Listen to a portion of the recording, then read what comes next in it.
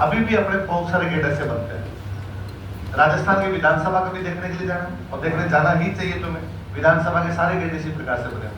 यदि ना देखिए तो साथी में टेंट लगाते हैं, उसका मेन गेट अभी भी इसी स्टाइल में बनाते हैं। तो ये नई स्टाइल आ गई अपने आप में, गेट बनाना ही चेंज हो गया। अच्छा, एक बड़ी जोरदार चीज है, आप ना उस समय की जो बिल्डिंग्स देखेंगे, उस बिल्डिंग्स में सब में ये विशेषता है कि कुछ विशेषताएं हिंदू और कुछ विशेषताएं क्या है, मुस्लिम। दो रीजन है उसके।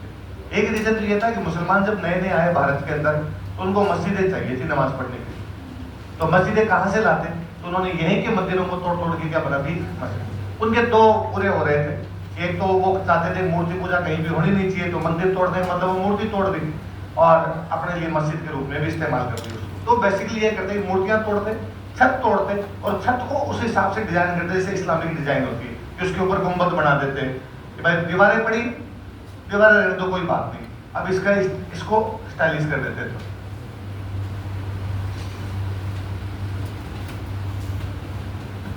ना गुंबद खड़े कर दिए, इसके ऊपर डोम बना दिए, गेट का चेंज कर दिया, कुछ ऐसा चेंज कर दिया करते। अब दीवारों से तो पड़ी है हिंदू, छत से वो हो गई मुसलमान, इंडो इस्लामिक, है ना।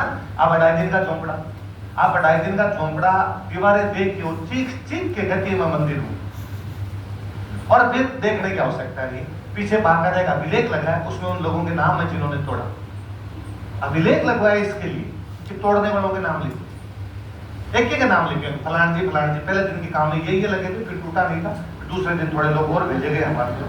तो मुझे ये लगता है कि तुम आपने कितने भोले कितने सज्जन आदमी है, भाई काम करो तो खुल के।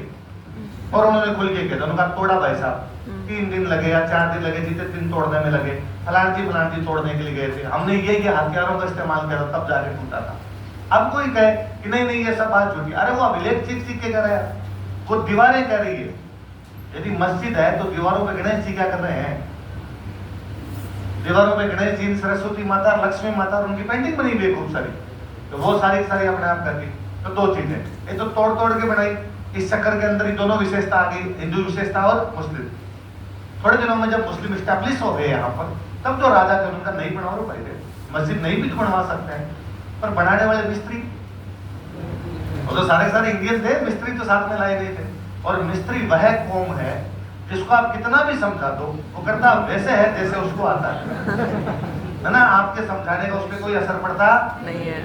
आजकल जब आपके इंटीरियर डेकोरेटर खूब सारे आ गए, इंटीरियर डेकोरेशन वाले, आप किसी से मैप बनवा के लाते हो और मैप वाला बताता है कि ये कमरा बाहर वाला होगा 10 बाई 12 का, बाद में एक और जो जाएगा आपके 16 बाई 18 का, एकदम चौकोर सा, फिर अंदर जाके अंदर वाला बेडरूम ये थोड़ा बड़ा कर दो, मैं 12 बाई 14 का कर देता हूँ, इधर इसके बराबर में रसोई कर देता हूँ। अब आप मिस्त्री के पास लाते हो, मिस्त्री कहता रसोई पीछे कैसे हो, ये तो आके दो भाई साहब। और इतना तो कॉमन सेंस होता है, धुआं इधर से इधर निकल जाए, उधर थोड़ी जाना चाहिए। वो आपको 10 लॉजिक दूसरे बताता है, और आप यदि फिर भी उसको कहोगे ना इसी प्रकार से रखना है, दूसरा नहीं रखना है, ये सीढ़ियां यहीं से निकाल दो, वो वापस कहेगा अरे नाड़ घर के ऊपर से सीढ़ियां, ये तो वास्तु ही खराब है, इसके नीचे फिर तो आप झाड़ू रख दोगे तो पूरा घर का वातावरण दूषित हो जाएगा पूरी तरीके से। आप फिर भी कहते हो ना इसी प्रकार से बनाना है, फिर भी आपके जाने के बाद वो अपने मजदूरों से बात करता है 17 साल हो गए धागा फेंकू तो सीधा जाता है भाई साहब, नापने की भी आवश्यकता पड़ती। ये कल के छोरे 400 में बताएंगे मेरे को कहाँ कौन सा मकान बनता है। उस बंदे का एटीट्यूड अलग लेवल का है, वो अलग खेल रहा होता है, वो आपसे मैच ही नहीं कर रहा होता है, तो वो वैसा ही बनाता है। दिल्ली में एक सुल्तान बना गयासुद्दीन तुगलक, कौन बना?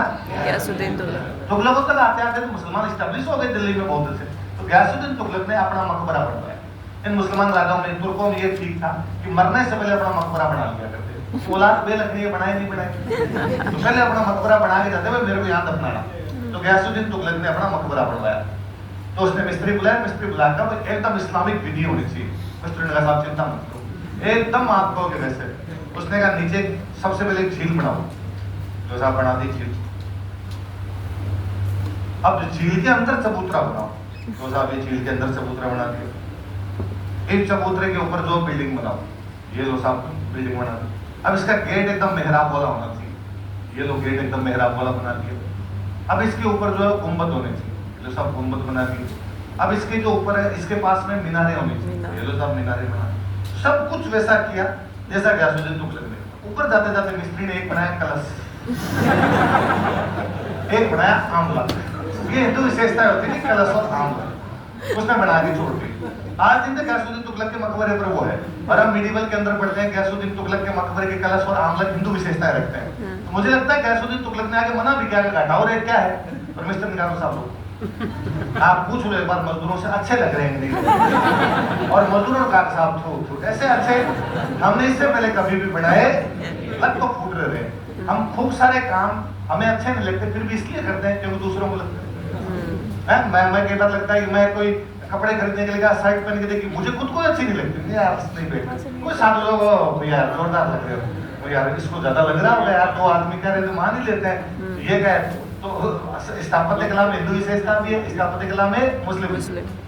संगीत, मुसलमान जब तक भारत नहीं आए थे वो जानते नहीं संगीत क्या है, क्योंकि इस्लाम कहता है संगीत हराम है, संगीत का पालन नहीं करना भाई, तो संगीत नहीं कहना है। भारत में यहाँ बिना म्यूजिक कुछ सही नहीं बैठा। यहाँ शाम को मंदिरों में हरे रामा हरे कृष्णा टोल टोल के कर रहे थे अपने वाले। पूछा मुसलमानों ने ये क्या तरीका अपने वालों का, फ्रीक्वेंसी मैच कर रहे हैं भगवान से डायरेक्ट, लेवल सेट कर रहे हैं, एंटीना सेट हो जाना चाहिए। मुसलमानों ने सेम इसी तरीके से कवालियां करी। आप दरगाह जाइए, दरगाहों में जाके कवालियां देखिए, कवालियां सेम इसी प्रकार से, मौला मेरे भर दे झोली मेरी ये मोहम्मद जर से जाए ना तेरे कोई खाली, दरगाहों में कवालियां गई। तो ये संगीत पूरी तरीके से भारत की देन है। पेंटिंग चित्रकला हराम है, और वही बात में आगे अकबर बनेगा, अकबर कहेगा जो चित्रकला को पसंद नहीं करते मैं उनको पसंद नहीं करता। वही आगे जहांगीर बनेगा, जहांगीर कहेगा मेरे सामने पेंटिंग ला के रखो, मैं तुम्हें पेंटर का नाम बता दूं। और यदि वो 10 लोगों ने बनाई है तो मैं ये बता दूंगा हाथ किसने बनाए, कान किसने बनाए, आंख किसने बनाई। भारतीय प्रभाव है, एक मिली जुली कल्चर है। इस कल्चर का नाम क्या है? हिंदुस्तान। ये तो कल्चर पे इफेक्ट है, क्योंकि दो धर्म मिलेंगे आपस में, तो धर्म पे भी प्रभाव आएगा। हिंदुओं पे इस्लाम का प्रभाव आया, इस्लाम पे हिंदुओं का। तो नई धाराएं निकली। जो मुसलमानों की धारा थी वो थी सूफी। कौन सी थी? सूफी। तो लिबरल धारा थी। इस्लाम भारत में इससे पहले बड़ा कट्टर था, यहाँ आने के बाद वो लिबरल हुआ। वो लिबरल धारा कौन सी है? उसकी सूफी। हिंदुओं वाली जो धारा, हालांकि वो धारा पहले से थी लेकिन फिर भी उसमें थोड़ा थोड़ा असर दिखाई देता। वो कौन सी थी?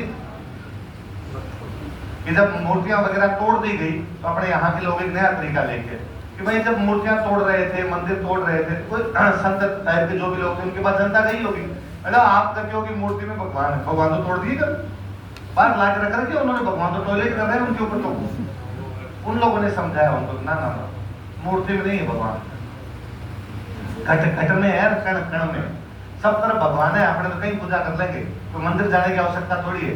आपके और भगवान के बीच में एक ही रिलेशन है, वो है भक्ति।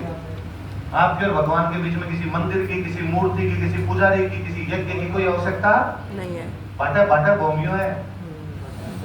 और आप नोटिस करो, मैंने पहले भी कभी ये बात की होगी कि हमारे पूर्वजों ने खेत में किसी खेजड़ी के पेड़ के नीचे 3 ईंटें रखी। एक बैरोजी माता जी पीके मूवी बताता है एग्जाम का, तो किसी कन्या से मेहंदी की 5 टिमकियां लगवाई। कोई मूर्ति नहीं, कोई मंदिर नहीं, कोई झंडा नहीं, कोई विशेष पूजा अर्चना नहीं। हमने 500 सालों तक उस भूमि को पूज दिया। मैं कहना नोटिस करता है क्या गजब नॉलेज वाले बंदे रहे होंगे कि उन्होंने हर पीढ़ी को याद दिलाया कि इसकी पूजा करनी है। क्या पता 3 ईंटें उखड़ जाती इधर उधर से। आज भी घर में जब शादी ब्याह होते हैं ना, तो देवी देवताओं के धोख लगानी होती है। आप नोटिस करेंगे कब आज दिन तक किसी घर वालों ने कहा कि चलो अयोध्या धोख लगा के आते हैं, नहीं, चलो मथुरा और काशी चलते हैं, वहां धोख लगाएंगे। पूरा दिन लगता है उन भूमियों के धोख लगाएंगे, सुबह बिठाने लगते हैं भूमियों से, महाराज छत्रपति जी महाराज, भैरव जी महाराज, दिगर जी महाराज, खूब सारे चलते रहते हैं। कितने कितने धोख लिए हमने उन बातों में, उन पत्थरों के अंदर। ये अपने आप में भक्ति थी हमारी, जिसके लिए हमें किसी मंदिर की मूर्ति की आवश्यकता नहीं थी। दोनों तरफ असर दिखाई दी। हमारी तरफ जो असर था वो भक्ति था, उधर जो असर था वो कौन सा था? सूफीज़्म भी थोड़ा लिबरल हुआ। इसलिए एक बार हो सकता है आप किसी मस्जिद को देखो तो आपको ये लगता है मस्जिद ये तो मुसलमानों की पवित्र जगह है, यहाँ मेरा क्या काम है, मैं हिंदू हूं, मैं मस्जिद में क्यों जाऊं? पर दरगाह को देख के आपको नहीं लगता?